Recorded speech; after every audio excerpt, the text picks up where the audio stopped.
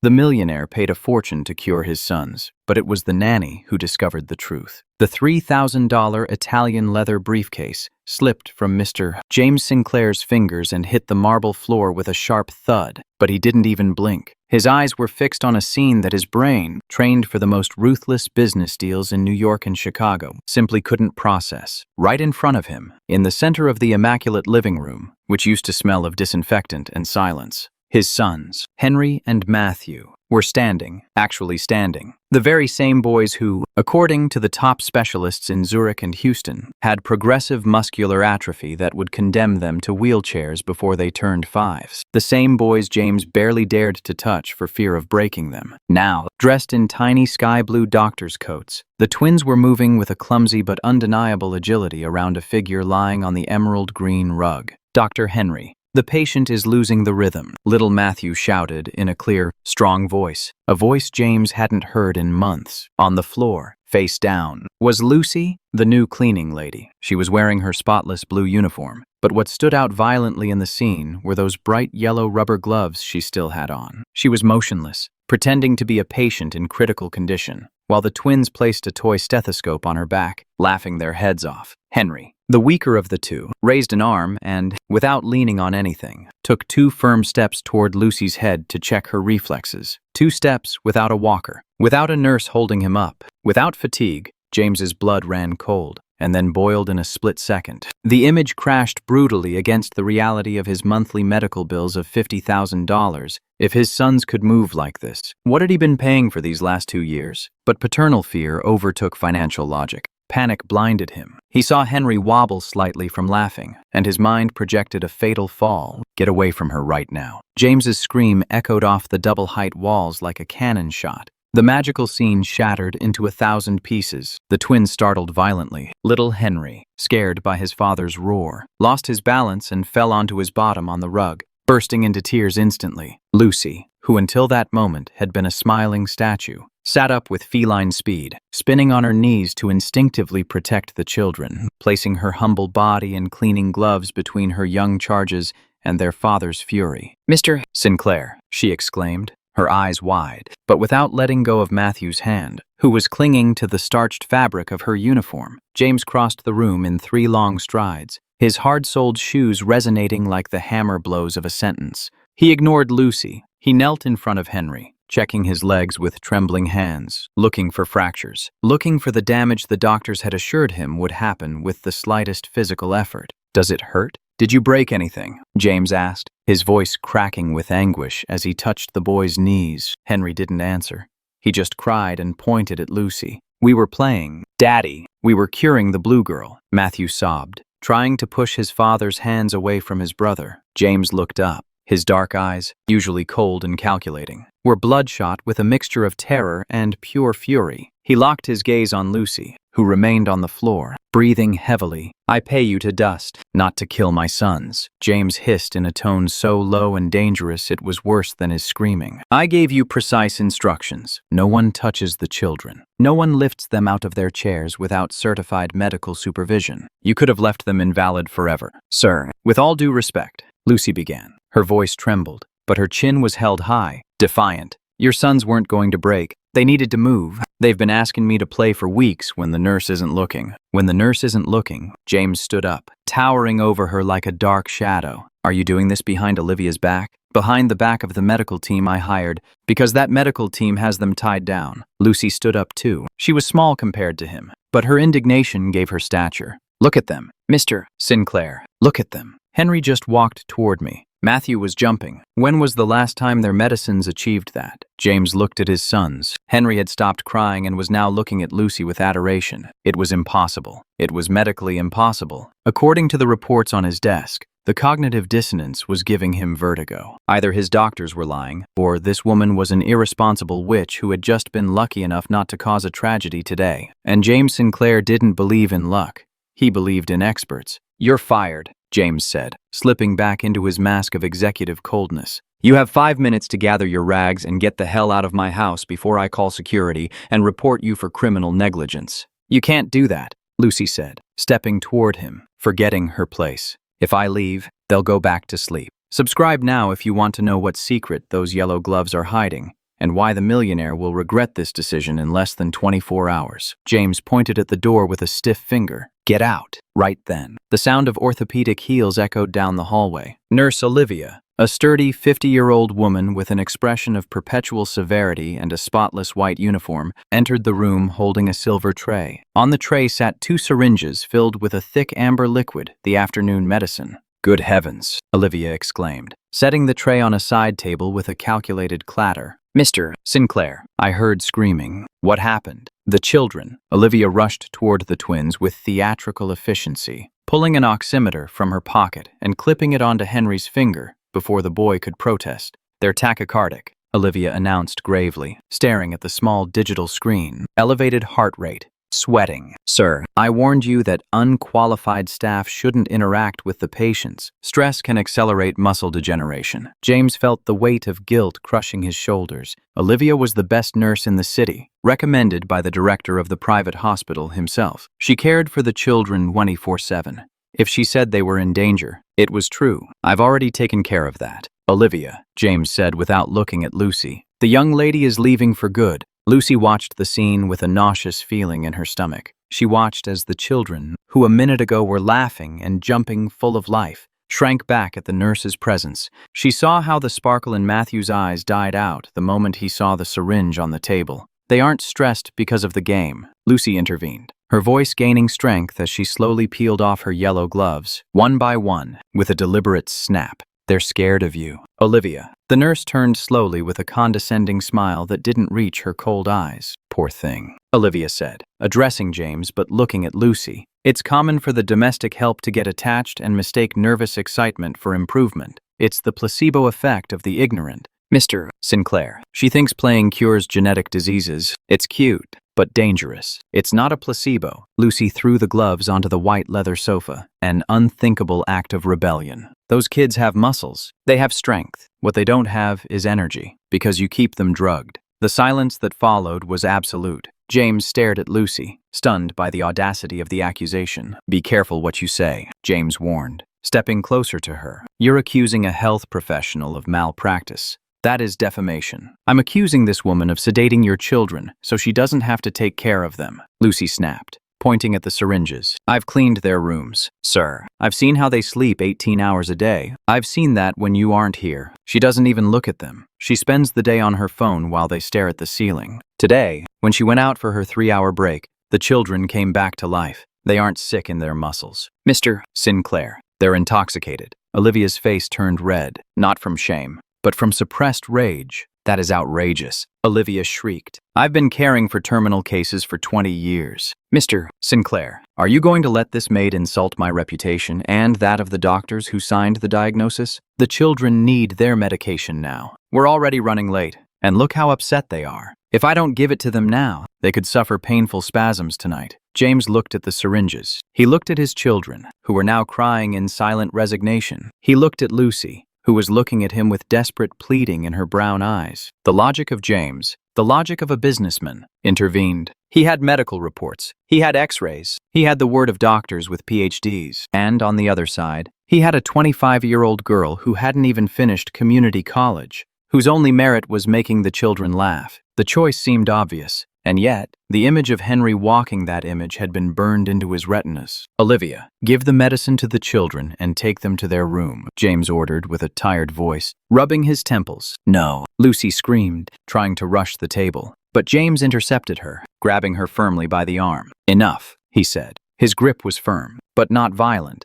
It was the grip of a man cutting his losses on a bad deal. I'm paying you for the full month, but you're leaving right now. And if I ever see you near this property, or my kids again, I promise you won't get hired to sweep sidewalks in this country. Lucy felt tears stinging her eyes. Not for herself, not for getting fired, but for Matthew. He was reaching out to her while Olivia gently pulled him down the hall. Bye. Blue girl, the boy whispered, just before the nurse shut the living room door, taking the light of the house with them. James let go of Lucy's arm. Get out! Lucy took a deep breath. She knew she'd lost the battle, but the war for those kids couldn't end like this. She bent down to pick up her things. As she grabbed her purse, her gaze fell on the yellow gloves she'd tossed onto the sofa. In one quick move, while James turned around to pour himself a whiskey to calm his nerves. Lucy snatched the gloves, but not just the gloves. Her hand, quick from years of hard labor, slid toward the side table where Olivia had set the tray down for a second before taking it away. There was a small, empty glass jar right next to the syringes. The vial Olivia had drawn the liquid from. No one would notice an empty bottle.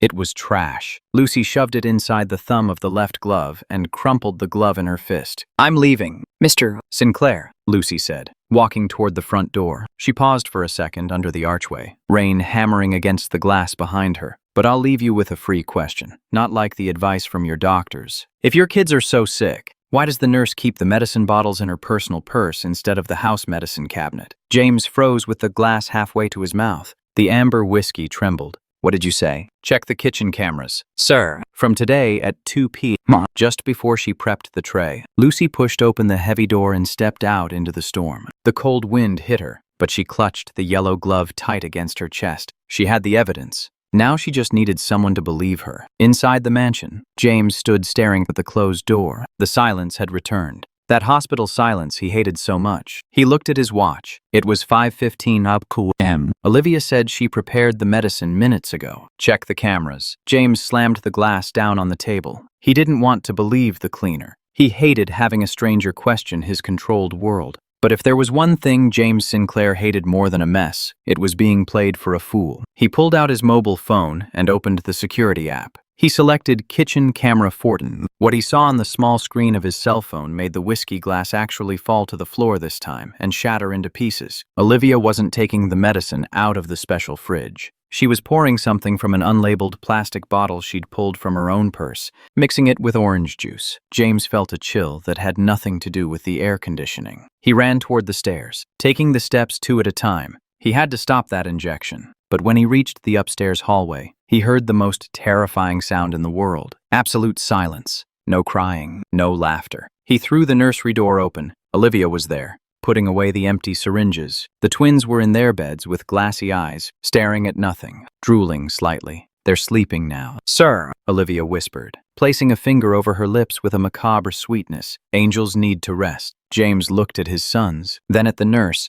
and for the first time in his life, he felt the primal impulse of a predator discovering a threat in its nest. But he couldn't act without proof, not yet. He needed to know what the hell was in that syringe. And the only person who had a clue had just been kicked out into the rain. James stood by his children's beds, motionless as a pillar of salt in the gloom of the room. The only sound was the rhythmic, almost imperceptible hum of the hospital-grade air purifier, and the heavy, almost artificial breathing of Henry and Matthew. Just an hour ago, those same kids were laughing. An hour ago, they had color in their cheeks and a spark of mischief in their eyes that James hadn't seen since they learned to crawl. Now, under the effects of Olivia's medicine, they looked like broken porcelain dolls, pale and disconnected from the world. Guilt hit James in the chest with the force of a sledgehammer. He walked over to Henry and grazed the boy's forehead with the back of his hand. It was cold, clammy. This wasn't the restful sleep of a child tired from playing. It was the chemical stupor of a sedated patient.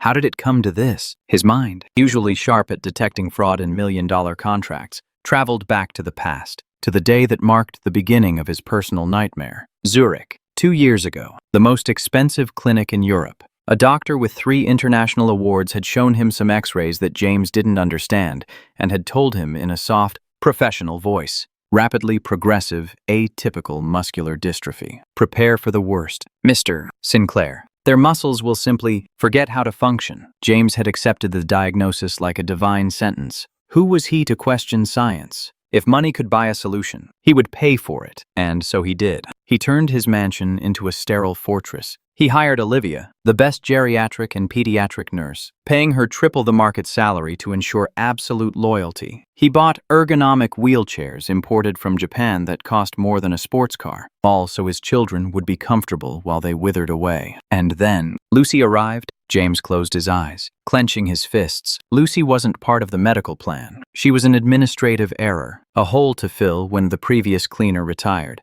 He remembered the interview, 5 minutes in the lobby. She was 25 years old. She came from a small town in the Midwest and needed the money to send to her sick mother. James barely looked her in the face. He only cared that she had a clean criminal record and knew how to use the hypoallergenic products required by the house protocol. Be invisible. He had told her that first day. The children are fragile. Don't make noise. Don't raise dust. And above all, do not disturb them. Lucy had obeyed, or so he thought.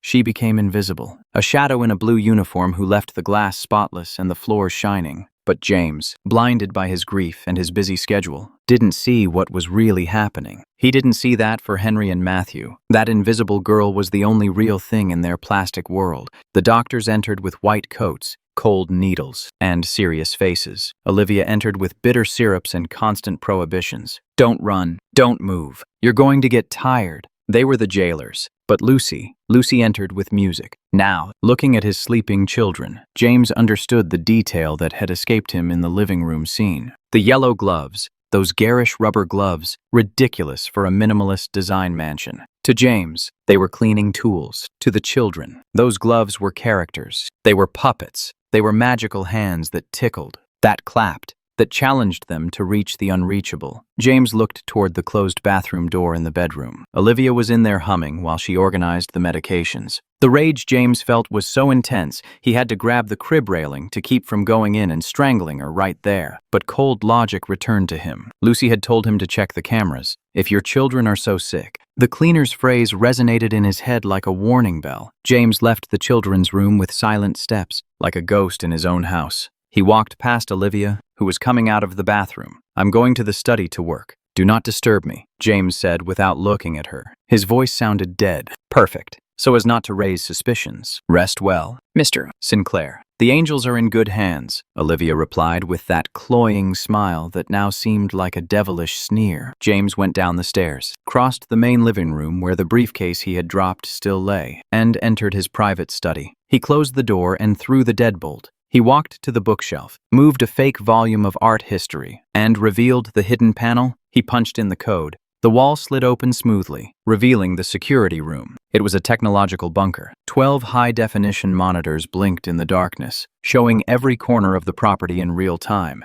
But James wasn't interested in the present. He was interested in the past. He sat in the ergonomic leather chair. His hands trembled slightly over the keyboard. System, access recording archive. Camera, main living room. Date, last 7 days. The system processed the order. James took a deep breath. He was about to see the truth he had ignored for months. He was about to see if he had been his children's savior or their unintended executioner. The bluish light of the monitors illuminated James's tense face, highlighting the deep dark circles under his eyes. On the central screen, the video began to play. The date showed Tuesday, 10 a.m. The image was crisp, 8K quality. The living room was bathed in the morning sunlight. In the frame, the twins appeared sitting in their high-tech wheelchairs with their heads down, bored. In the background, Olivia could be seen sitting on the sofa with her feet on the coffee table, something strictly forbidden, talking animatedly on her mobile phone, completely ignoring the children. James clenched his jaw. He was paying that woman to stimulate them, to care for them. She was treating them like pieces of furniture. Then the side door opened. Lucy walked in. She was carrying the mop bucket and, of course, those yellow gloves. The moment the kids saw her, their heads popped up. It was like someone had flipped a switch inside them. On the screen, Lucy set down the bucket, looked over at Olivia, who didn't even flinch, and then winked at the twins. Lucy started cleaning the large window facing the garden, but she wasn't cleaning normally. She was making big, exaggerated, rhythmic movements. She started dancing. James leaned his face closer to the screen, fascinated and horrified at the same time. Lucy, the humble girl in the service uniform, transformed. She did a perfect ballet pirouette, spinning on one leg while swiping the rag across the highest part of the glass. Then she lowered into a deep squat, cleaning the bottom part with grace, and that was when the miracle happened. Matthew, the twin the doctors said had the weakest legs, started imitating her from his chair. He raised his arms, copying the movement of wiping the sky. Henry did the same. They were laughing. You could see it on their faces. Even though the audio was low, Lucy turned toward them. Instead of scolding them or treating them with pity, she put her hands on her hips, bright yellow hands, and gave them a look of defiance. She seemed to be saying, "Is that all you've got?" James watched as Lucy walked over to them and held out her hands. She didn't lift them. She didn't lug them around like sacks of potatoes, which is what Olivia and the therapists did. She simply offered her hands as support and waited. She waited with infinite patience. In the video, Henry grabbed the yellow gloves, tensed his arms, his little face turning red from the effort, and then he pushed. His legs, those legs that supposedly didn't work, tensed up. His calf muscles stood out. "Come on, son, you can do it," James whispered in the loneliness of the security room, tears running down his cheeks, talking to a recording from 3 days ago. And Henry got up, he stood up, wobbling. Yes? Weak. Sure. But standing. Lucy didn't let go of him. But she didn't fully hold him up either. She let him feel his own weight. And then she started taking little steps backward, dancing softly, inviting him to follow her. Henry took a step, then another. James sobbed. A broken, guttural sound escaped his throat. He had spent millions on Swiss clinics just to be told it was impossible. And a cleaner, armed with love and a pair of supermarket gloves, had achieved the impossible right there in his living room. But the video continued, and the wonder turned into horror. The recording skipped to Wednesday at 2:30 p.m. Medication time. The kitchen camera showed Olivia alone. James zoomed in. The nurse took a bottle out of her personal bag, a designer bag James had given her for Christmas. It was a reused mineral water bottle containing a clear liquid. It wasn't the prescribed medication. It didn't have any pharmacy labels. Olivia looked around with that cunning of people who do evil out of habit, and poured a generous amount of the mystery liquid into the children's orange juice. She shook the glasses and smiled, a cold, calculating smile. James felt like he was going to vomit. He rewound and watched the scene again, over and over again. The casual way she poisoned his children was spine-chilling. Then he switched to the living room camera. 10 minutes after that scene in the kitchen, the children, who had been playing on the floor thanks to Lucy's secret morning therapy, drank the juice Olivia brought them. 5 minutes later, the effect was devastating. On the screen, James watched as the energy drained from his children's bodies. Henry, who was trying to build a block tower, dropped the pieces. His eyelids closed. His body slumped gently onto the rug. Matthew followed seconds later. Olivia entered the frame, looked at them with disdain, loaded them up roughly, and dumped them in their chairs as if they were broken dolls. Then she sat on the sofa and went back to her phone. She was drugging them, James whispered, the realization hitting him like a ton of bricks. She kept them invalid so I would keep paying, so her job would be easy. It was a business. His children's illness was a lie kept alive by chemicals. And he, James Sinclair, the great businessman, had funded the torture of his own flesh and blood. But the worst part wasn't that. The worst part was remembering what he had done an hour ago. He had thrown out the only person who knew. He had humiliated and fired the only person who had managed to get Henry to walk. The only one who didn't see patients, but saw children. Lucy. She had the sample. She had the truth in that yellow glove. And he had kicked her out into the street in a torrential storm, accusing her of being a thief, while the real criminal slept under his roof. James leaped out of his chair, knocking it to the floor. There was no time for the police. Not yet. First, he had to get Lucy back. He had to beg for forgiveness on his knees if necessary. Because if she disappeared, if she threw away that glove or decided never to return, he would lose the only proof and, what is worse, he would lose the only real cure his children had ever known. He looked at one of the external screens. The rain was falling violently over the city. It was night. Lucy had left on foot. James ran out of the security room, pulling the keys to his sports car from his pocket. He didn't call the chauffeur. He had to do this himself. Passing through the lobby, he caught his own reflection in a mirror. He saw a man in a $3,000 suit,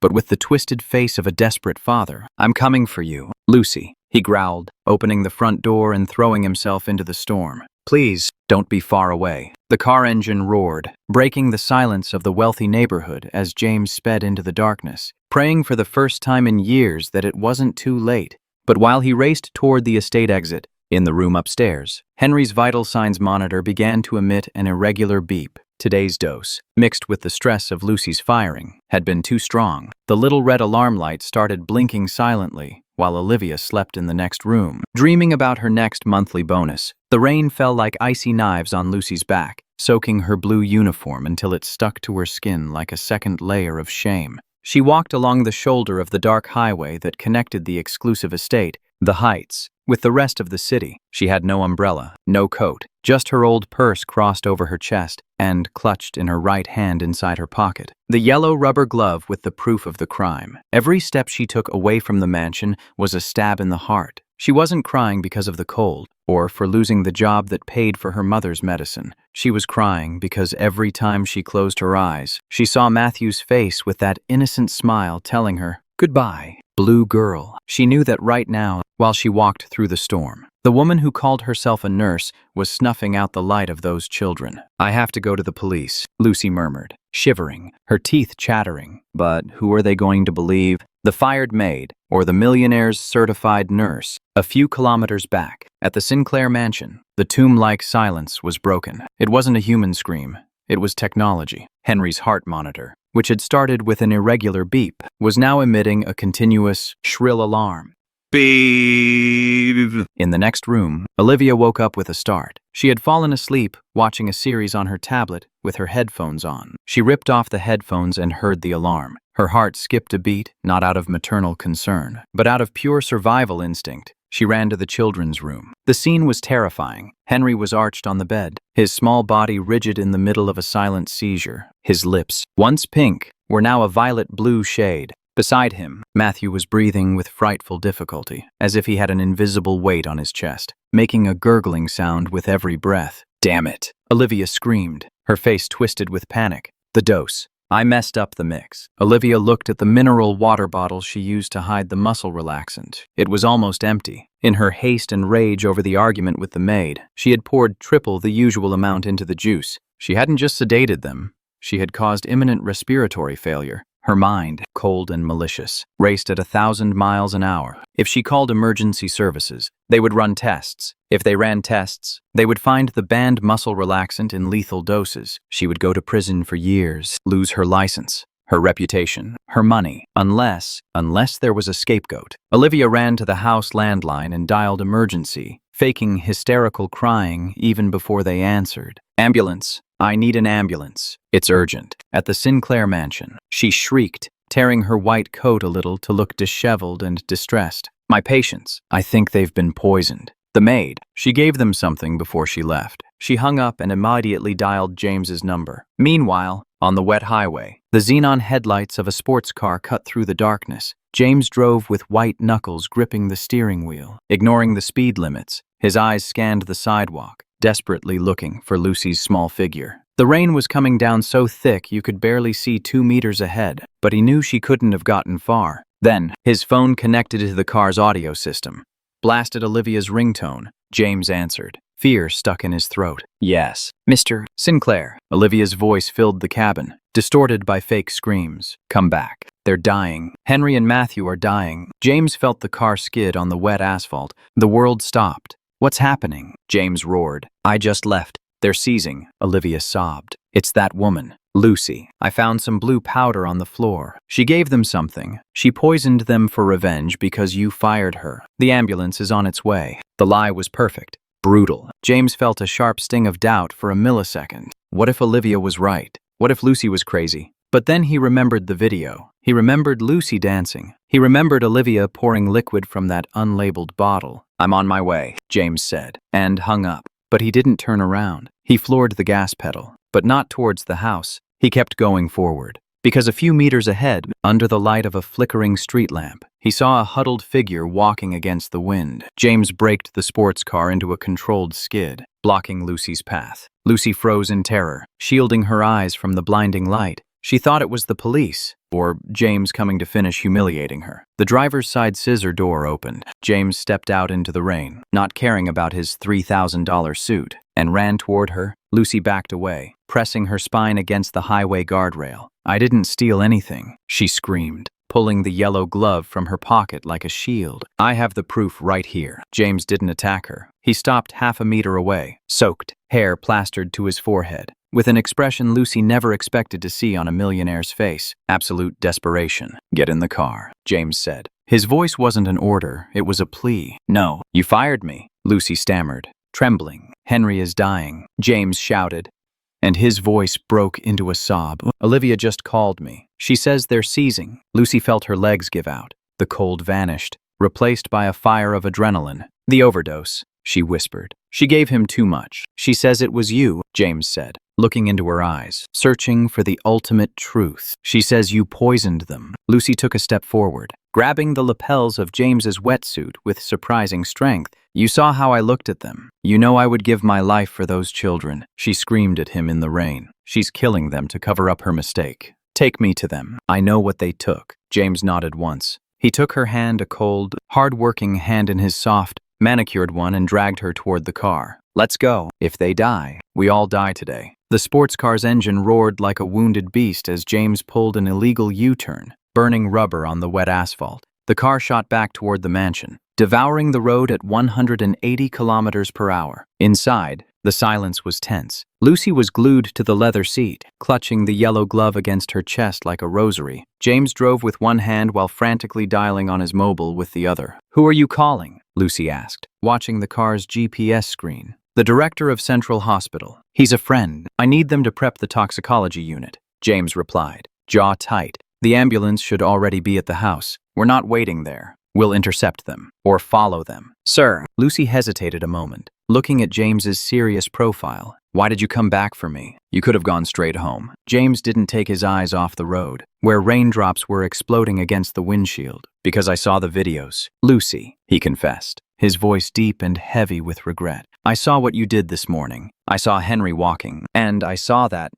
Olivia preparing the drink. Lucy let out the breath she didn't know she was holding. He believed her. Finally, someone believed her. It's a muscle relaxant, Lucy said quickly, pulling the small vial from the finger of the glove. I heard her talking on the phone once. She said something about succinylcholine, or something like that. Said she got it on the black market. Said it kept them quiet like dolls. James struck the steering wheel hard. Succinylcholine. That paralyzes the respiratory muscles. That's why Matthew was gurgling. They're suffocating while conscious. James slammed the accelerator to the floor. The car became a silver blur beneath the storm. When they reached the mansion entrance, the red and blue lights of the ambulance were already spinning, bouncing off the stone walls. The front door was wide open. A team of paramedics was running out, pushing two small stretchers. James slammed on the brakes right in front of the ambulance, partially blocking the exit. He bailed out of the car before it even came to a full stop. Lucy followed him, running in her soaked canvas sneakers. Olivia was standing by the ambulance's back doors,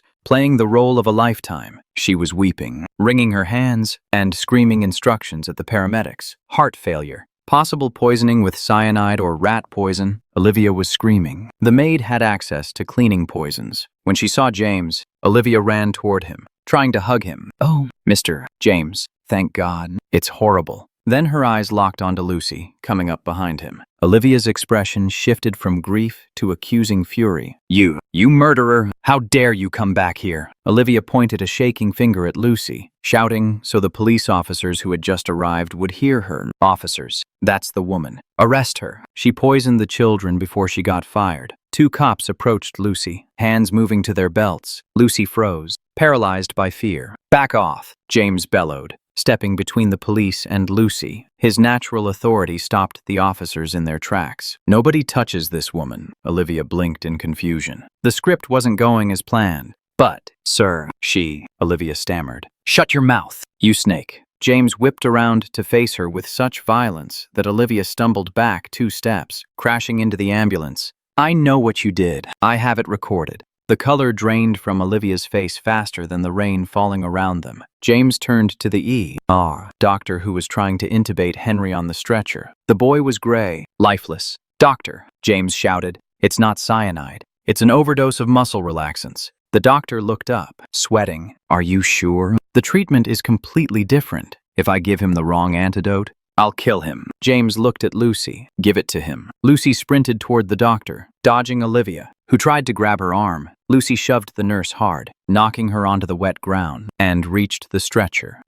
Lucy handed him the small glass vial she had kept in her glove. This is what that woman was giving them every day. There are a few drops left. The doctor took the vial, sniffed it, and checked Henry's dilated pupils. It's a neuromuscular blocker. The doctor yelled to his team. They need immediate assisted ventilation and neostigmin. They can't breathe on their own right now. The paramedics switched tactics instantly. They stopped chest compressions and started manually pumping oxygen with much more pressure, while prepping the lines for the antidote. Load them up. We're going to the hospital. Code red. the doctor ordered. James climbed into the back of the ambulance and reached his hand out to Lucy. Are you coming with us? Lucy climbed in, sitting opposite him next to Matthew. She took the boy's small, limp hand in hers, rubbing it to keep him warm. Down in the driveway, Olivia was trying to pick herself up from the mud, but two shadows loomed over her. The police officers, who had heard the whole exchange, weren't looking at her like a witness anymore. Where do you think you're going, ma'am? The officer asked, pulling out his handcuffs. The ambulance peeled out with a howl of sirens,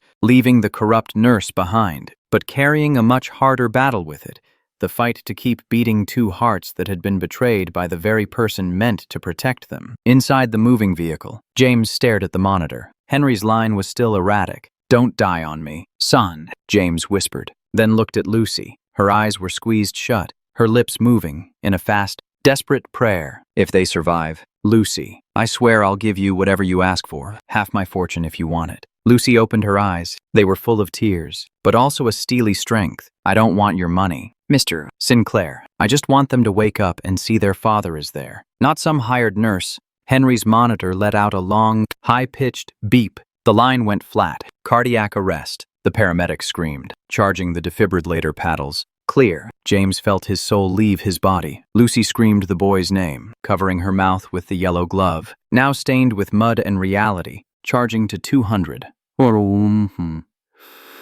The doctor shouted. Clear. Little Henry's body jerked on the stretcher with the electric shock. The silence that followed was the second longest of James's life. Everyone stared at the green screen. A flat line. Charging again. The doctor roared. James grabbed Lucy's hand. He squeezed it so hard it hurt, but she didn't complain. She squeezed back, right there in that hell of sirens and flashing lights. They were the only two human beings who really loved those children. Come back. Henry, James screamed. Come back. Clear. Second shock. Silence. And then, beep! A heartbeat. Weak. Lonely. Beep. Beep. The rhythm came back chaotic, but it was there. The doctor slumped back, exhaling. We've got him, but he's very weak. I don't know if the brain damage from the lack of oxygen is reversible. The next 24 hours are critical. James let out a breath and covered his face with his hands, sobbing uncontrollably. Lucy instinctively reached out and touched the millionaire's shoulder, comforting him as if he were just another child.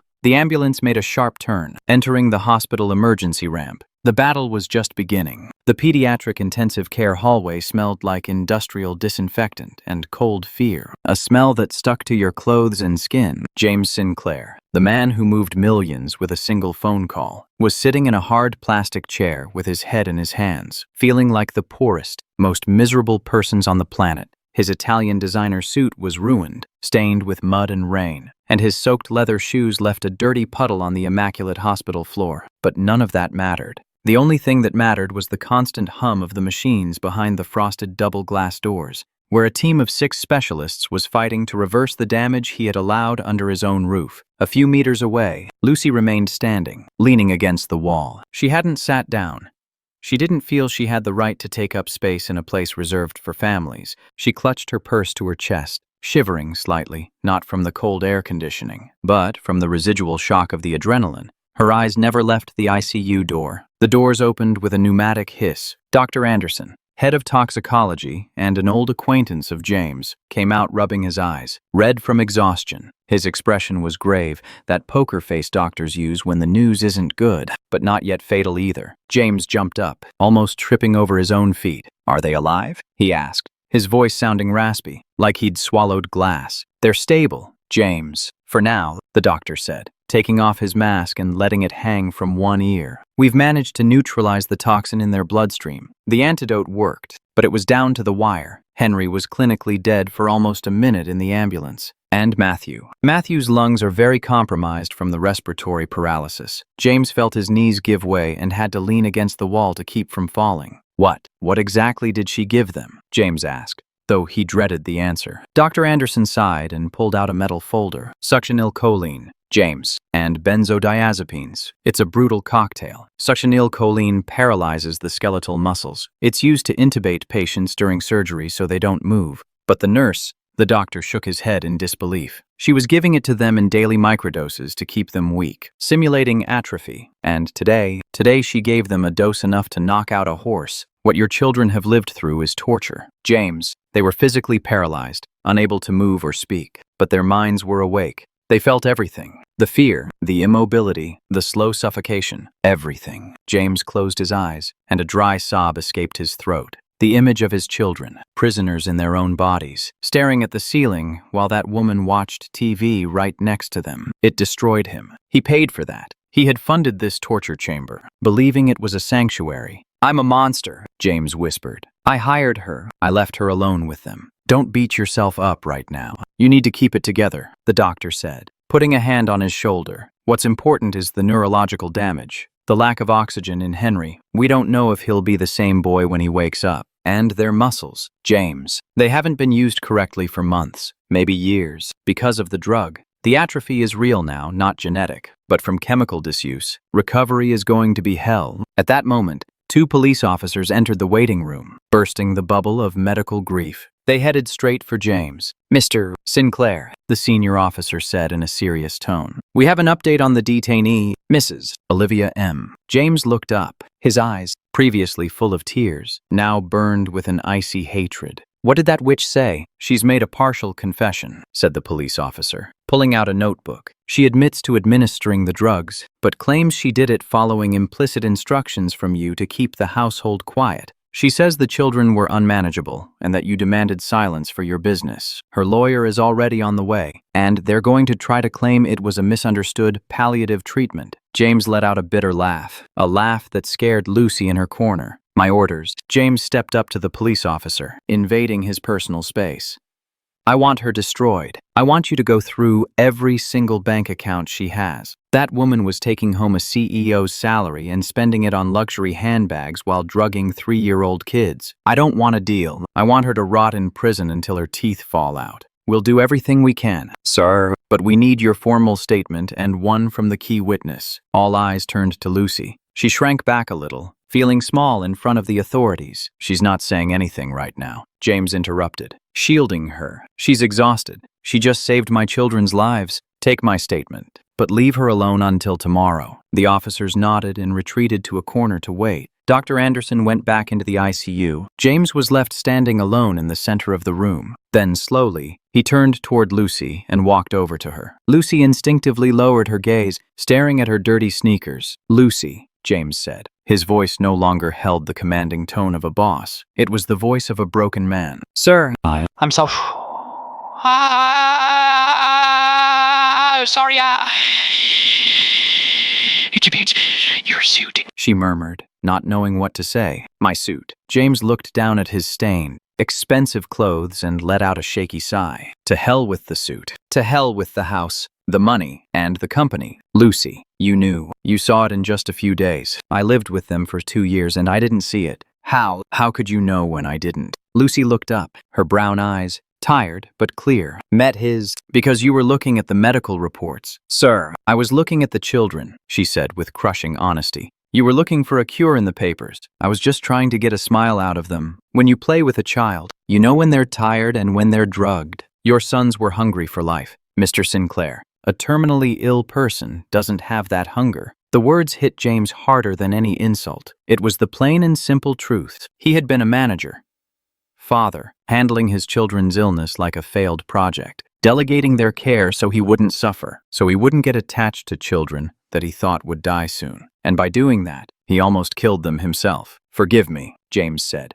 And to the astonishment of a nurse passing by, the great tycoon James Sinclair knelt on the hospital floor in front of his former housekeeper. "Forgive me for firing you. Forgive me for calling you a thief. Forgive me for not believing you." Lucy rushed to crouch down, extremely uncomfortable, trying to get him to stand. "No, sir, please get up. Don't do that." "I won't get up until you promise me you won't leave," James said, grasping Lucy's hands rough from bleach and hard work. "I need you. They need you. I have no idea how to be a father to children who are actually going to live. I don't know what to do." "I'll stay," Lucy promised softly. "I'll stay until they're okay." James nodded, wiping his tears with the back of his dirty hand, and stood up. Right at that moment, a soft alarm beeped inside the unit and a nurse ran out. "Mr. Sinclair." The nurse called. "They're waking up, but you have to come now. They're very distressed." The awakening wasn't the cinematic moment of peace James had hoped for.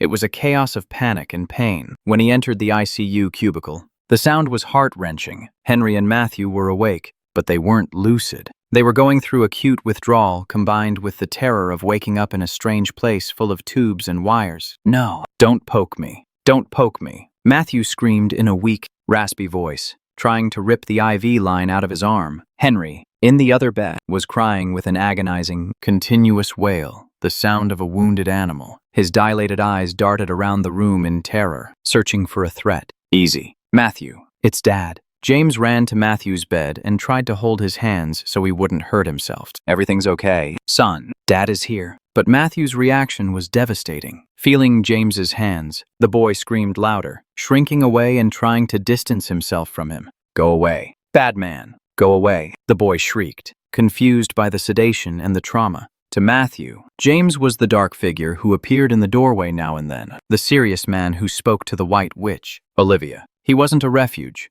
He was part of the threat. James froze with his hands in the air. His own son was afraid of him. The rejection felt like a physical knife to the gut. "Henry." He tried the other twin. "Henry, look at me." But Henry wouldn't even look at him. He was lost in his own nightmare, hitting the mattress with his weak little fists. The nurses tried to restrain them, but that only increased the children's panic. White coats meant pain. They meant injections. They meant Olivia. "We have to sedate them again," yelled a nurse. "They're gonna rip out the central line." "Doctor, blood pressure is spiking too high." "No," James shouted. "No more drugs. Please, we don't have a choice. They're going to hurt themselves." The doctor insisted, loading a syringe. It was total chaos. Beeping alarms, children screaming, medical orders. James felt useless, an obstacle in the salvation of his own sons. Then, a voice cut through the noise. It wasn't a scream. It was a melody. One elephant went out to play upon a spider's web one day. Lucy had entered the cubicle. She wasn't wearing a white coat. She was wearing her wrinkled, dirty blue uniform. But on her hands, she was wearing those ridiculous, bright, wonderful yellow cleaning gloves. No one had told her to come in. She'd disobeyed sterile protocol, but no one dared to stop her. Lucy walked straight to the space between the two beds. She didn't run. She didn't make sudden movements. She simply raised her gloved hands in the air, wiggling her fingers like they were spider legs, and kept singing with a sweet, firm voice that trembled just a little with emotion. And when he found it such enormous fun, he called for another elephant to come. The effect was instant, almost magical. Henry stopped hitting the mattress. His crying stopped dead, turning into a hiccuping sob. His eyes, clouded by tears, focused on the bright yellow color. "Mama, gloves," Henry sobbed, reaching a trembling hand toward her. Matthew stopped fighting the nurses. He slumped back onto the pillow, breathing heavily, but his eyes didn't leave Lucy. "Blue girl," Matthew whispered. James, pressed against the wall so he wouldn't be in the way, watched as Lucy approached them. She didn't touch them right away. First, she made the gloves dance near their faces, tickling their noses without grazing the skin. A game they knew, a security code that said, "It's me. I'm not the bad nurse. No needles here. Hello to my favorite doctors," Lucy said softly, smiling, even though tears were running down her face. "What are you doing here all alone? Don't you see the spider web is waiting for you?" "It hurts," Matthew whimpered, pointing at his arm. "I know, my love. I know." Lucy moved closer and, with infinite gentleness, placed her gloved hand on the boy's forehead, stroking his sweaty hair. "But the blue girl is here, and the magic gloves are going to eat the pain. Nom, nom, nom." Lucy made a gesture of eating the air around Matthew's arm. The boy let out a small nervous laugh.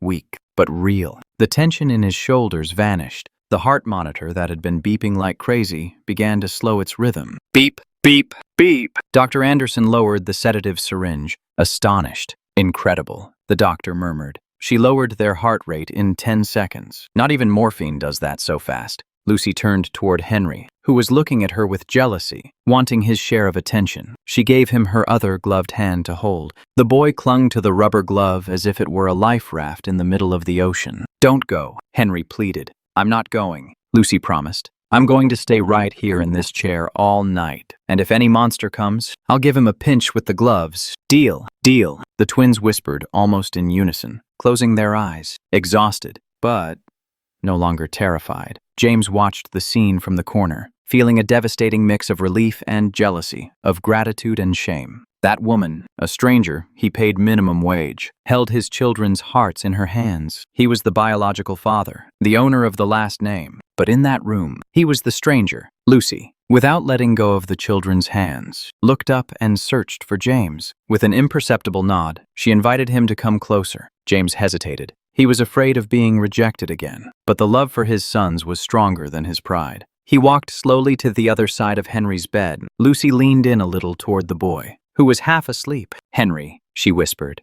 "look who came to help me scare away the monsters. It's Big Dad. He brought the car super fast to save us. He's the driver of the rescue team." It was a white lie, a way to reintroduce the father into the children's narrative as a hero and not the absent villain. James felt a lump in his throat. She was giving him a place he didn't deserve. Henry opened one eye and looked at James with mistrust. "Fast car?" the boy asked. James swallowed his tears and forced a smile, stroking his son's free hand with a finger. "Yeah, champ. The fastest car in the world to bring you to the blue girl." Henry seemed to consider this. If he had brought Lucy, then he couldn't be that bad. "Okay," Henry whispered and closed his eyes again. James exhaled, feeling like a mountain had been lifted off him. He looked at Lucy across the bed with a gratitude that couldn't be put into words. She saved his children twice. First from the poison, and now from the hatred. But the peace didn't last long. Dr. Anderson walked up to James with the results of the first MRIs. They'd come in while the boys were being stabilized. "James, Lucy, I need you both to hear this," the doctor said quietly, so he wouldn't wake the kids. "The brain damage looks minimal, thank God, but their legs," he pointed at the images on his tablet. "The muscle atrophy is severe. The tendons have shortened from lack of use, and that stiff posture in the chairs. Even though the poison is gone, it's very likely they won't be able to walk without surgery and years of painful rehab. Maybe they'll never walk normally again." James felt like his world was crashing down all over again. But Lucy, she didn't let go of the boy's hands. She pursed her lips and looked at the doctor with that same fierce determination she had out in the rain. "They will walk," she said in a firm whisper. "They did it once to play. They'll do it again to live. I'll make sure of it." The doctor looked at her skeptically.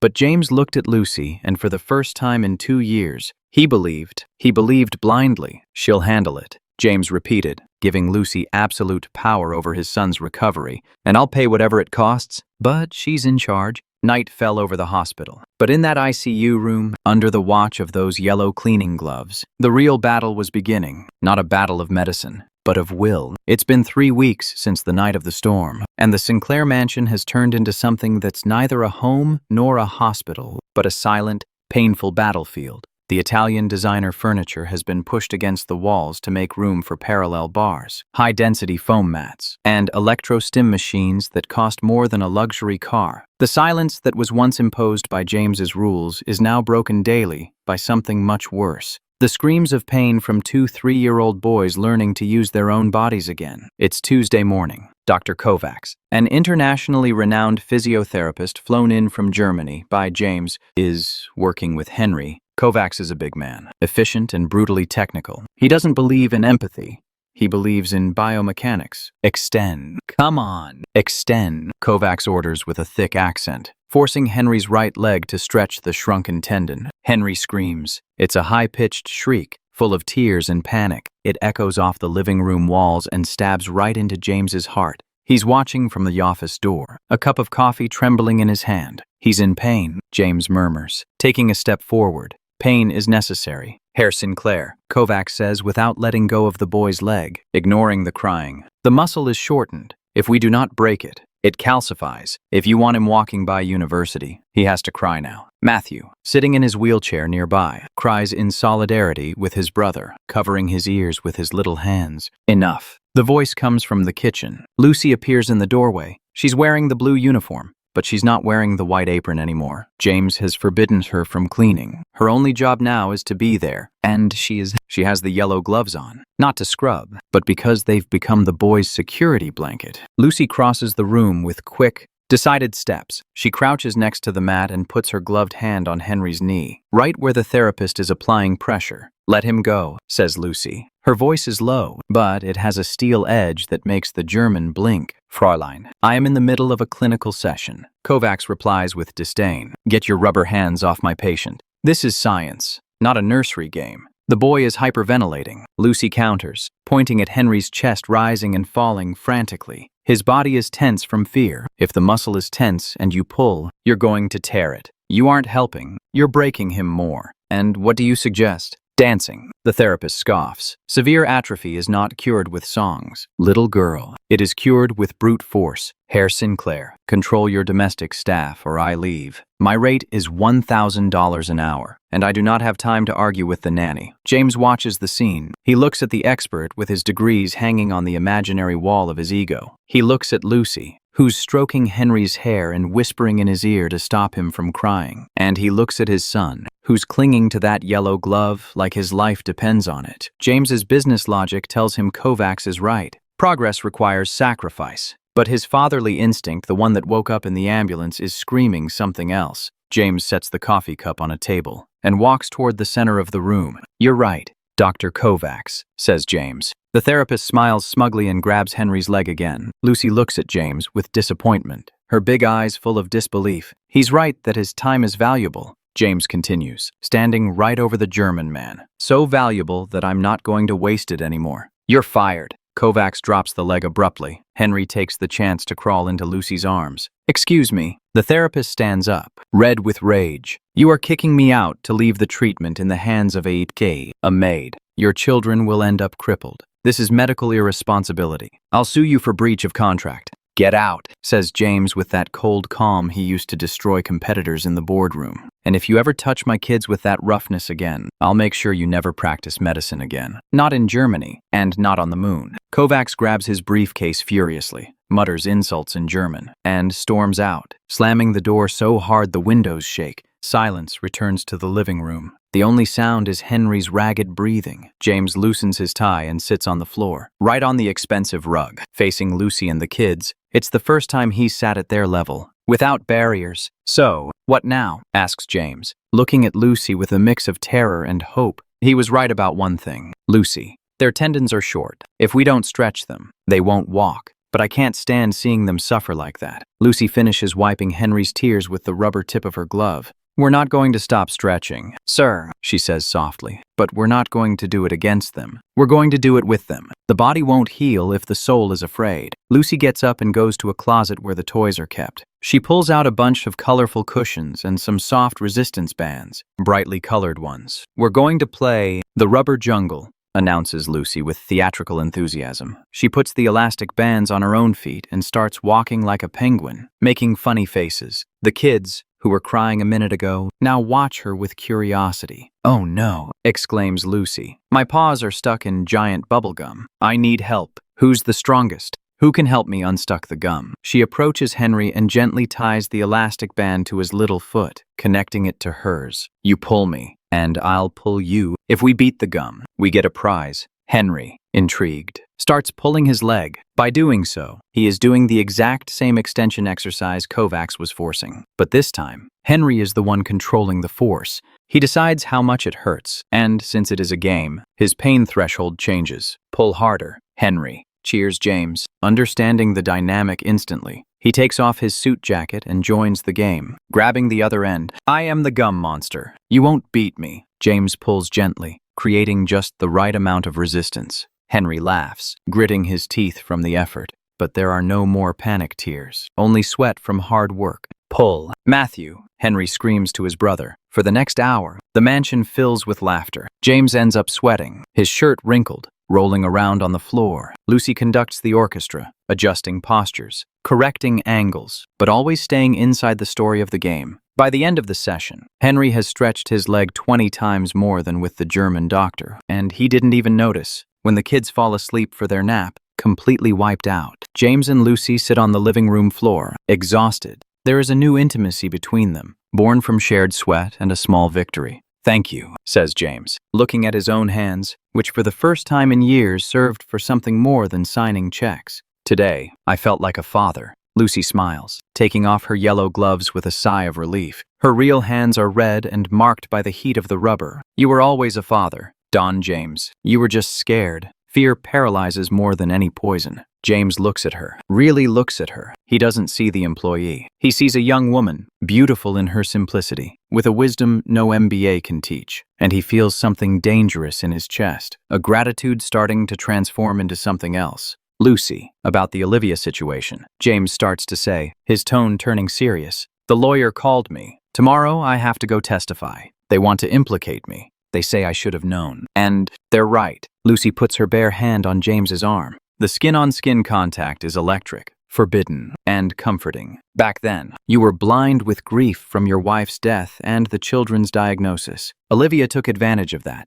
Don't let her win inside your head. You saved everything in the end. That is what counts. James nods. But the shadow of guilt doesn't leave so easily. Tomorrow will be a hard day. I need you to stay with them all day. I don't trust anyone else. I'll be here, she promises, always. But neither of them knows that the legal battle looming ahead is going to be just as dirty as the poison running through the twins' veins, and that Olivia, from her cell, still has an ace up her sleeve to try and destroy what little remains of the Sinclair family. The next morning breaks gray and heavy, an exact reflection of James's state of mind. The courthouse is an imposing building of cold stone, surrounded by television cameras. The case of the millionaire and the poisoning nurse has exploded in the tabloid press. Fueled by malicious leaks, James enters through the back door flanked by his legal team. But that doesn't stop him from seeing the headlines at the newsstands. Negligent father or accomplice. The nurse's defense claims Sinclair ordered his children sedated so he could travel in peace. It's a lie, a vile and disgusting lie. But the seed of public doubt has already been planted. Inside the interrogation room, the prosecutor is tough, but Olivia's lawyer is a snake.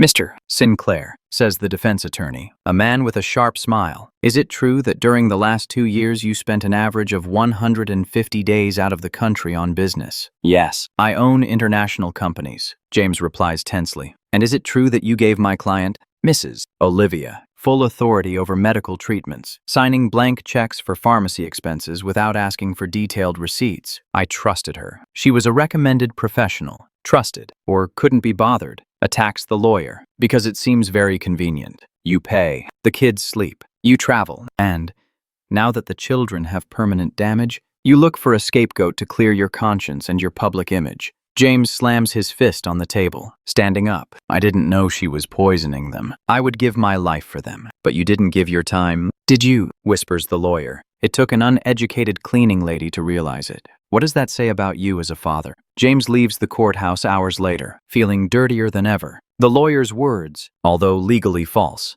resonate with his inner guilt. What does that say about me as a father? He arrives at the mansion at sunset. It's raining again. It seems it always rains when his soul is in crisis. Upon entering, he hopes to find peace, but he finds silence, a dense silence. Lucy, calls James with panic rising in his throat. He runs toward the living room. There they are. The scene stops him in his tracks. They aren't playing. Henry and Matthew are sitting on the floor staring at their legs. Lucy is sitting in front of them with her head down, crying silently. What happened? James rushes over. Lucy lifts her face. Her eyes are red. We tried. Sir. We tried to stand up without the bands. We tried to take a real step. And Lucy shakes her head, devastated. Matthew's knees collapsed. He fell. He hit his chin. He cried a lot, saying that it's no use, that he's broken. Henry saw that, and now he doesn't even want to move. He says he prefers the chair. He says Olivia was right. The phrase hits James like a sledgehammer. Olivia was right. The psychological poison was still working. The woman was in jail, but her voice was still in the children's heads, telling them they were invalids, that they were fragile. James looks at his sons. They are defeated. The spark that Lucy had ignited was fading before the harsh reality of gravity and muscle weakness. No, murmurs James. He takes off his wet jacket and throws it on the floor. We are not going to end the day like this. James goes to Matthew, who is touching his chin where there's a small bruise. Matthew, look at me. The boy doesn't look up. Matthew, Dad is here. I can't. Dad, I'm made of glass. Olivia said I'm made of glass, whispers the boy. James feels his heart breaking. But this time, instead of sinking into guilt, he feels a wave of protective fury, not against Olivia, but against resignation. He looks at Lucy. She seems to have lost faith for a moment, exhausted by the pressure of being the only pillar of hope. She needs him to take over. James sees the yellow gloves lying on the floor, where Lucy dropped them after the accident. Without thinking, James grabs the gloves. They are small for his big man hands, but he forces his fingers inside. The rubber stretches, almost breaking, but they go in. Now James has yellow hands. Attention, recruits, shouts James with a voice that makes everyone jump. The children lift their heads, scared and surprised. They have never seen Dad shout like that, and certainly not with Lucy's gloves on. Lucy also stares at him with her mouth open. The yellow captain has arrived. James strikes a ridiculous superhero pose with his hands on his hips, and I've heard there is a mission impossible here. They say the floor is lava and that no one can cross it. Dad, you look silly, says Henry with a small, incredulous smile peeking through the tears. Silly? James acts offended. I am aerodynamic. Listen to me closely. Olivia was lying. She was a villain. You guys aren't made of glass. You're made of titanium. You're made of iron. But iron is heavy, and that's why it's hard to move. James gets closer to Matthew and kneels down. Matthew, you fell. It hurt. I know, but superheroes aren't the ones who never fall. They're the ones who get back up. And I'm not gonna let go of you. Look at my hands. James shows him his hands, gloved in yellow. These gloves have superpowers, right? Lucy lent them to me. Now I have the power. Matthew hesitates. He looks at his dad's hand, transformed by the magical color. You won't let go of me, the boy asks. Never, even if the world falls apart. I've got you, James promises, and it's the truest promise he's ever made in his life. Matthew reaches out his little hands and grabs James's thumbs. Up you go, soldier. 1, 2, 3. James doesn't pull him. He gives him firm, unmovable support. Matthew clenches his teeth. His little legs are shaking violently. Fear is there, whispering that he's gonna fall. But his dad is there, a solid mountain with yellow hands. Matthew pushes, grunts. He gets up. He's standing. He's shaking like a leaf in the wind, but he is standing. Henry, come here, James calls out without letting go of Matthew. Turtle formation. Seeing his brother standing, Henry feels that mix of envy and courage. He crawls over and grabs onto James's pant leg. James lowers one hand, letting go of one of Matthew's, but keeping his balance with his body, and he pulls Henry up too. Now he's got both of them. A man on his knees holding up 2 standing children, a human tripod of love and pain. Lucy watches from the rug, hands over her mouth to stifle a sob of pure emotion. Now, says James, sweating from the tension of keeping them stable without forcing them.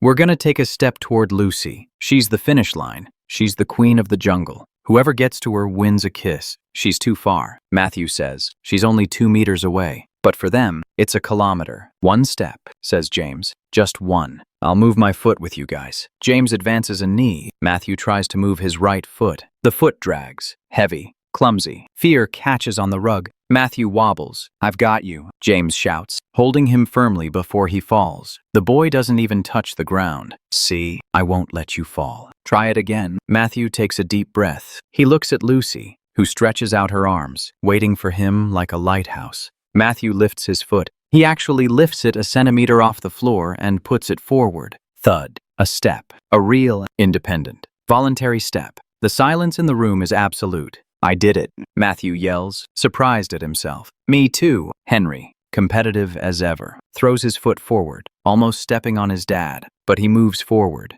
James laughs, and this time his laugh is a clean sound. No bitterness, no guilt. That's it. Let's go. It takes them 10 minutes to cover those 2 meters. 10 minutes of sweat, of shaking, of near falls. But they make it. They fall into Lucy's arms like castaways reaching the shore. James lets himself fall back, lying on the rug, staring at the high ceiling of his mansion. His arms ache. His back hurts, but he feels lighter than ever. Lucy hugs the kids, kissing them frantically. You are my champions. You are my heroes. Then she looks up at James, who's still lying on the floor, breathing hard. And you, Captain Yellow, says Lucy, smiling through her tears. You've earned a kiss too. James turns his head and looks at her. In that moment, on the floor of his living room, with his son safe, and that woman looking at him like that, James knows the legal battle might destroy him, that the press might attack him. But he has already won the only war that mattered. But while the family celebrates this little miracle, James's phone starts vibrating in the pocket of his discarded jacket.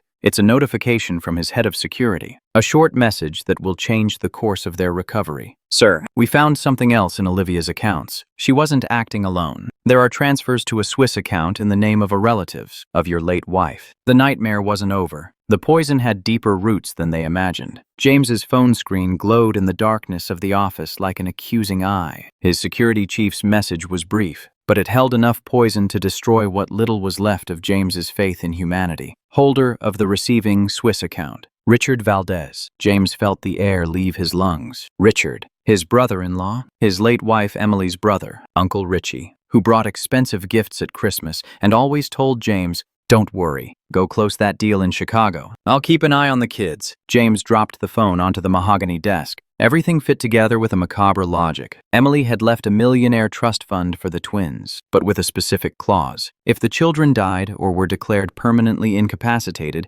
before the age of 18 years old, the control of the fortune would pass to their biological family. To Richard. "Goddamn son of a bitch," James whispered, clenching his fists until his knuckles turned white. It wasn't just money, it was a betrayal of his own blood. At that moment, the main gate intercom buzzed, breaking the tense silence of the night. "Mr. Sinclair," came the voice of the security guard from the outer booths. "Mr. Richard Valdez is here. He says he's coming to see his nephews after seeing the news. He insists on coming in." James looked at the phone, then at the door. He felt an icy calm, the calm of a predator before pouncing. "Let him in," James ordered, "and tell the police to come quietly." 10 minutes later, Richard Valdez walked into the main hall. He was an elegant man, dressed in a light linen suit, with that politician's smile that had always fooled James. He walked with an arrogant confidence, scanning the room, noticing the pushed-back furniture and the rehab machines with a look of disgust. James was standing by the unlit fireplace, waiting for him. He didn't offer his hand. "James, my God," Richard said, opening his arms in a gesture of fake solidarity. "I've seen the news reports. What a horror. That nurse. How could you let someone like that into your home? I told you, you should have let me hire staff I trusted." "Hello, Richard," James said with a flat voice. "I came as soon as I could." Richard continued. "The family lawyers are worried. They say this looks like criminal negligence on your part." Richard sighed, shaking his head theatrically. "And look at this." He pointed to the mats on the floor and the yellow gloves left forgotten on a chair. "What is this? A cheap gym." "James, the children need a clinic, not floor games. The children are getting better," James said, taking a step toward him. "Matthew walked today." Richard's smile faltered for a fraction of a second. A nervous tick appeared under his left eye. "He walked," Richard repeated, forcing a disbelieving laugh. "James, don't fool yourself. The damage from succinylcholine is irreversible. The doctors say so. Don't give them false hope. It's cruel." "How do you know it was succinylcholine, Richard?" James asked softly. The silence that followed was heavy as lead. Richard froze. The press had talked about sedatives and drugs, but the specific name of the toxin had only been mentioned in the confidential police report and at the hospital. Well, I assumed. That's what's used in these cases, isn't it?" Richard stammered, loosening his shirt collar. "No, it's not usual." James took out his phone and projected the screenshot of the bank transfer onto the living room's giant screen. "What is usual is for an uncle to love his nephews. What is not usual is paying a nurse $10,000 a month to turn them into vegetables." Richard looked at the screen. His face paled, and then turned red with anger. The mask of the good uncle fell away, revealing the greedy and resentful man underneath. "You never loved them." Richard spat, shifting his tone to an aggressive one. "You killed my sister with your absence. She died of stress, alone, while you were buying companies. That money belongs to the Valdez family. It's mine by right. They are your nephews." James roared, losing his composure. "You almost killed them. They were better off sleeping." Richard shouted, backing toward the door. "Without suffering, without missing a dead mother and an absent father, I was doing them a favor. And you're incompetent. Do you think this proves anything? It's a transfer to a numbered account. You can't prove it was me. Olivia has already sung." "Richard," James lied, stepping closer to him. "She negotiated a reduced sentence an hour ago. She handed you over on a silver platter." Richard looked around, searching for a way out. His arrogance was crumbling. "You're not putting me in jail, James. I have contacts, and I'm going to take the children from you. I'll claim you're insane, that you have a cleaning lady playing doctor. Social services will take them away tomorrow. Try it," James bellowed. At that moment, a small figure appeared at the top of the stairs. It was Lucy. She had heard the shouting. She ran down, not like an employee, but like a lioness defending her cubs. "Get the hell out of this house," Lucy screamed, standing by James's side. Richard looked at her with disgust. "Ah, the famous Nanny, the one who thinks she cures with dancing. Enjoy your moment. My dear, tomorrow those children will be in a state center under my temporary custody." Richard turned around and stormed out of the mansion, slamming the door with a bang that resonated like a gunshot. James stood there, trembling with rage. Lucy touched his arm. "Is it true?" she asked with a trembling voice. "Can he take them away?" James turned toward her. He saw the fear in her eyes, the same fear the twins had. "He's my brother-in-law. He has political influence. If he pulls the right strings..." James didn't finish the sentence. He ran to the landline. "I have to call my lawyers. I have to block any court order." But James knew bureaucracy was slow, and Richard's money was fast. The threat was real. It wasn't about who was right, but who struck first. No one slept at the Sinclair mansion that night. James spent hours on the phone, screaming at judges and prosecutors. Lucy stayed in the boys' room. Sitting on a chair between the two beds, she watched the door with her yellow gloves on, ready to fight any monster, even if he was wearing a suit and tie. Dawn brought a cold, gray light, and with it, the sound James feared most, sirens. But they weren't police coming to arrest a criminal. They were official vehicles from Child Protective Services, escorted by a local patrol car. James saw the lights from his office window. They'd moved fast, too fast. Richard had made good on his threat. "Lucy," James screamed, running toward the stairs. "They're here." Lucy was already awake. She stepped out of the boys' room, closing the door behind her and blocking it with her own body. "They aren't taking them," she said with a terrifying calm. The doorbell rang insistently. James went down and opened it. On the other side stood a stern-looking woman with a file tucked under her arm, accompanied by 2 police officers, and behind them, smiling from his car, "Richard, Mr. James Sinclair," the woman said, showing her ID. "I'm Marta Galdo from Social Services. We have an emergency court order for the temporary custody of the minors, Henry and Matthew Sinclair. We've received credible reports of medical neglect and an unsafe environment. This is a sham," James shouted, blocking their path. "That man back there is the criminal. He paid to poison them. Those are serious accusations that will be investigated." "Sir," the social worker said coldly, "but right now, the priority is the immediate safety of the children. We have reports that you fired the qualified medical staff and left them in the care of uncertified cleaning staff. That is negligence. Hand over the children, or the police will have to enter by force." James looked at the officers. They had their hands on their batons. If he physically resisted, they'd arrest him, and he'd lose the boys forever. "They aren't unsafe," James said desperately. "They're recovering. A state doctor will decide that. Step aside." The woman gently pushed past James and entered the foyer, followed by the officers. Richard got out of the car and trailed behind them like a vulture smelling rotting meat. "I only want what's best for my nephews." "James," Richard whispered as he passed him, "I told you I'd win." They went up the stairs. James ran after them. When they reached the upstairs hallway, they met a barrier. Lucy was standing in front of the closed door. She wasn't carrying weapons. She was wearing her blue uniform and the yellow gloves. "Back," Lucy said. "Miss, step aside. This is a court order," the social worker said. "The only people entering here are those who love these children," Lucy said, not moving an inch. Her eyes glistened with tears, but her voice was firm. "You don't even know their names. Do you know that Henry is afraid of the dark? That Matthew needs to be sung to sleep? You just bring papers." "Officers, remove her," the woman ordered.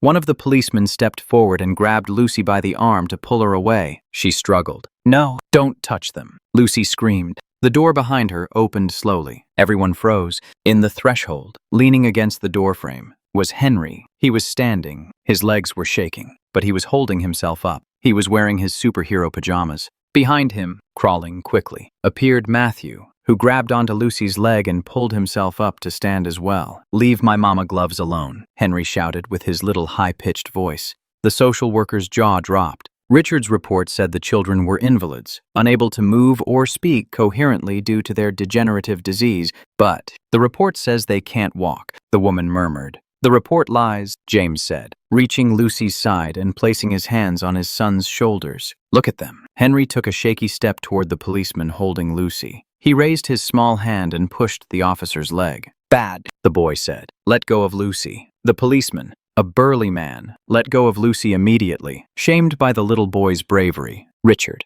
from the end of the hall, went pale. His story about their disability was crumbling right before his eyes. "It's a trick," Richard yelled. "They're forcing them. They're hurting them." "The only one who hurt them was you," said a deep voice from the stairs. Everyone turned around. Dr. Anderson, the hospital toxicologist, was coming up the stairs accompanied by 2 federal agents. "Miss Galdo," the doctor said, "stop that order. I have certified toxicology reports proving these children were systematically poisoned with drugs purchased by this man." Anderson pointed a finger at Richard. "Lies," Richard shrieked, backing toward the railing. "We have Olivia's confession, the bank records Mr. Sinclair sent us last night, and now the physical evidence." The federal agent declared, "Mr. Richard Valdez, you are under arrest for attempted murder, fraud, and conspiracy." Richard tried to run, shoving James aside to get down the stairs. But James, fueled by years of pent-up rage, grabbed him by the lapels of his suit. "You're not running anywhere," James growled, face to face with him. "You're going to look at them. You're going to look at the children you tried to break." James spun Richard around to face the twins. Henry and Matthew were standing there, clinging to Lucy's legs. They were weak, yes, but they were alive.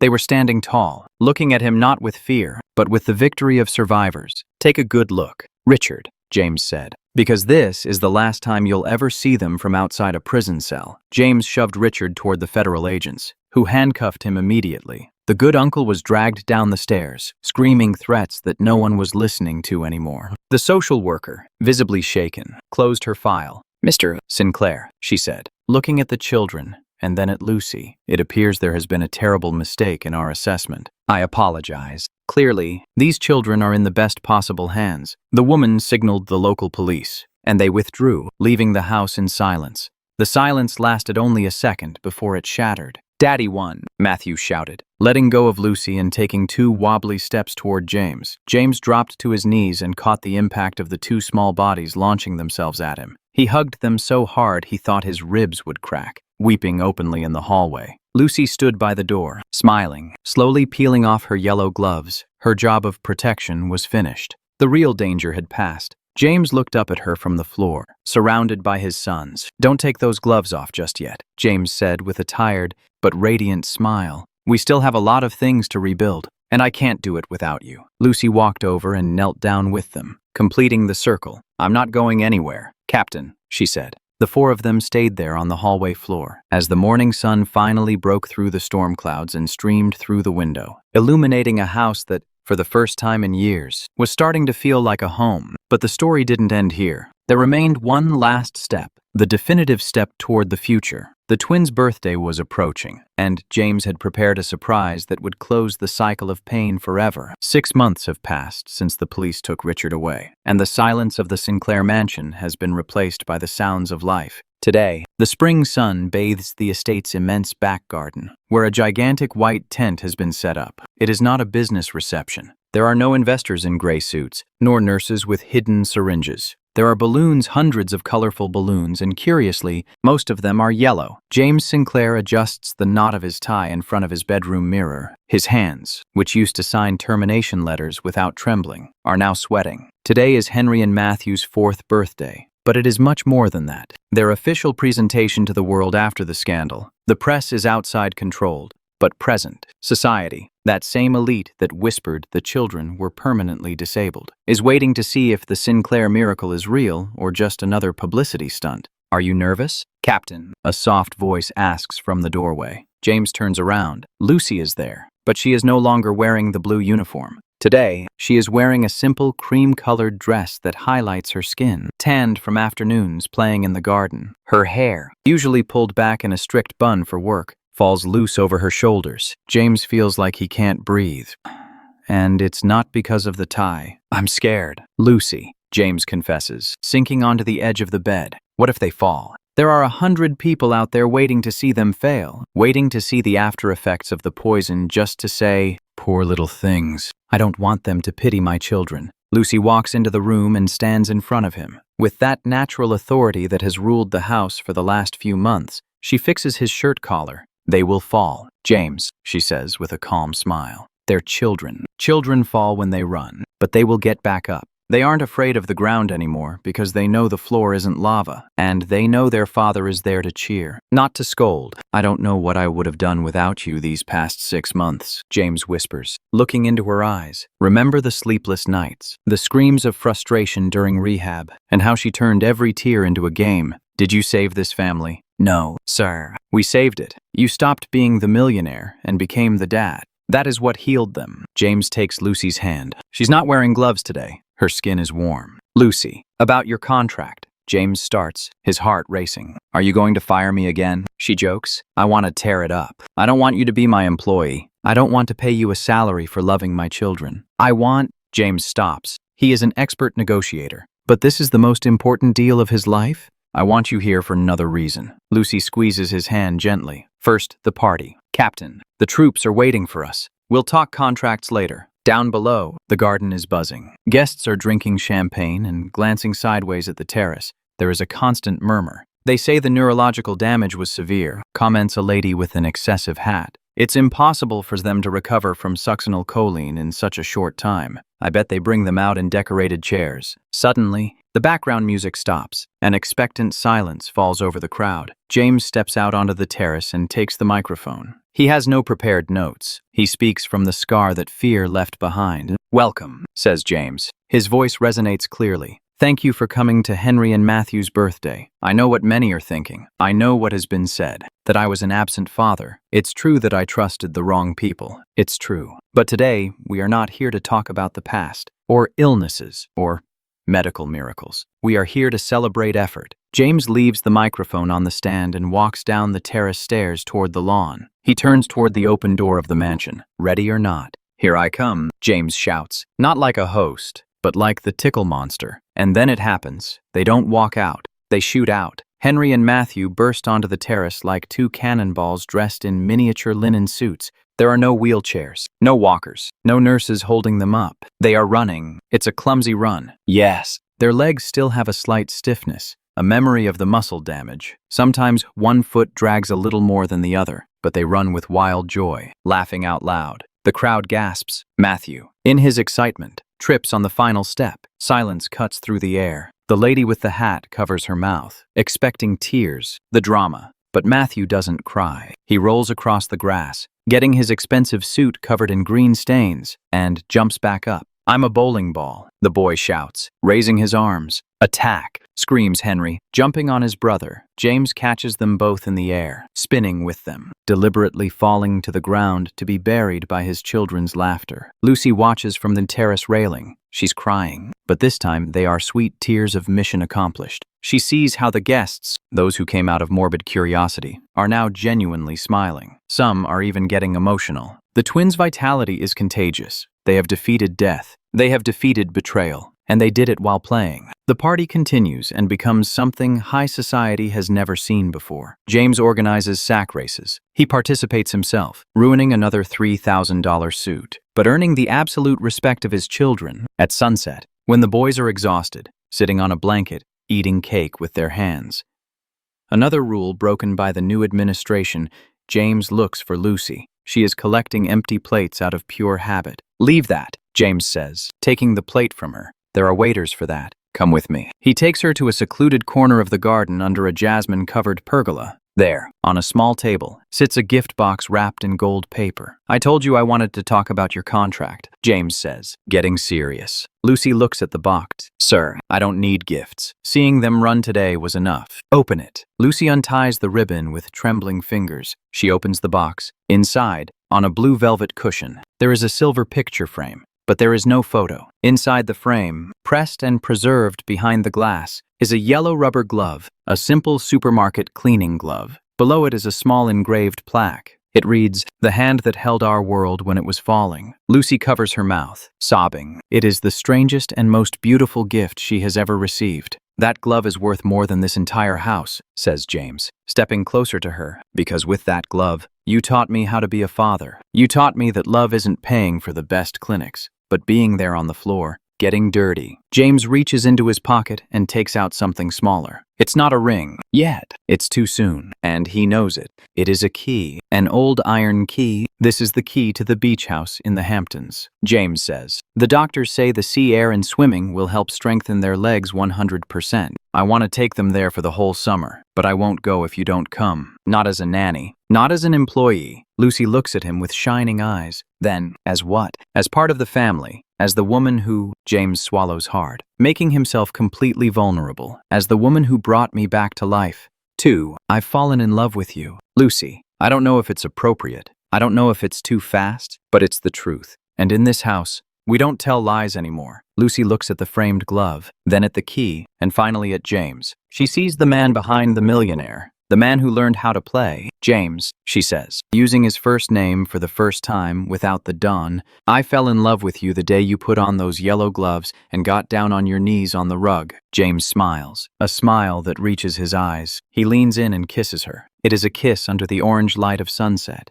with the background sound of his children arguing about who ate more cake. It is the kiss of two survivors who have found their home in each other. "Dad," Lucy, Henry's shout breaks the romantic moment. The two separate, laughing. The twins come running toward them with their faces stained with chocolate. Matthew says he's faster, but I'm faster, Henry complains. Liar, Matthew screams. I have turbo in my feet. James picks up Matthew, and Lucy picks up Henry. Well, we'll have to test that at the beach, says James, winking at Lucy. The beach. They both ask at the same time, their eyes wide as saucers. Yes? We're all going tomorrow, says Lucy, kissing Henry's sticky cheek. Night falls over the mansion. The guests are gone. The silence returns, but it is no longer a cold silence. It is the silence of peace. In the main hall above the fireplace, where there used to be a pretentious abstract painting by a famous artist, now rests the frame with the yellow glove. James walks past it before going up to sleep. He stops for a moment and looks at the glove. He thinks of Olivia, rotting in a cell, paying for her greed. He thinks of Richard, ruined and forgotten. And then he thinks of Lucy, who is upstairs reading a story to his children. James turns off the living room light. Thank you, he whispers to the void, or perhaps to God, or perhaps simply to the luck of having found a girl with yellow gloves at the exact right moment. He takes the stairs two at a time. There is no more fear, no more poison. There is only the future, and for the first time in a long time, James Sinclair is in a hurry to see what tomorrow brings. The end.